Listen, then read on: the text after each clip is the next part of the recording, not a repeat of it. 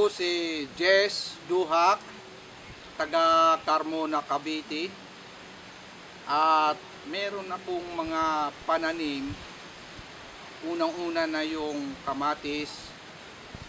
Actually, itinanim ko lang sa harapan ng aming bahay. Kamatis at saka sitaw. Ang problema ng aking kamatis ay palaki lang siya. Namumulaklak. At pagkatapos, pag nahanginan yung bulaklak, nalalaglag. So, ako'y namumroblema kung papaano ko pabungahin yung aking kamatis. Dahil ako'y nanghihinayang Kasi mahaba-haba na rin mga araw ang aking pagdidilig at wala rin naman nangyayari.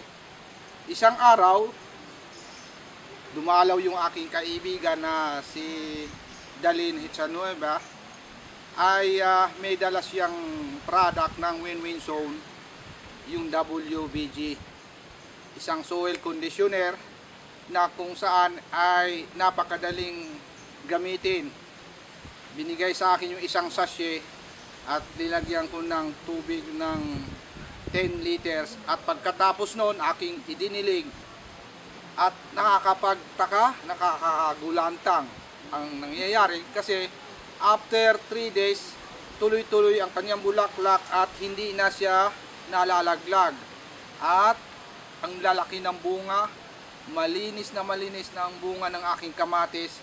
At ang katunayan niyan ay dati nakatayo ang aking mga kamatis, nakadapa na dahil sa bigat ng kanyang dinadalang bunga. At hindi natatapos doon ang paggamit ko ng soil conditioner o WBG. Meron din akong sitawan na ito'y gumagapang na pataas at ganun din namumulaklak at pagka nadaanan ng hangin laglag yung bulaklak, hindi rin nabubuo yung bunga. Ang ginawa ko lang ay idinilig ko rin yung WBG, dinilig ko lang sa lupa, hindi ko na nga maabot yung nasa taas, yung bulaklak kasi nasa taas na. At after a week, ito'y nagbubunga na siya, hindi na nalalaglag yung bulaklak at nagbubunga na. At meron pa akong isi-share, meron isa akong kaibigan na binigyan ng 1.5 WBG, dinala sa Bicol at inilagay doon sa kanyang palayan. Balik half hectare ho ang nilagyan, kalahating hektarya, at nakaka-amaze. Sa isang linggong pagtatanim, pagkatapos itinanim, ay ang kulay noong nalagyan ng WBG ay green na green. At kung titingnan din natin yung kabila na hindi naman nalagyan ng WBG, ay naninilaw pa siya. So parang hindi pa nakaka-recover.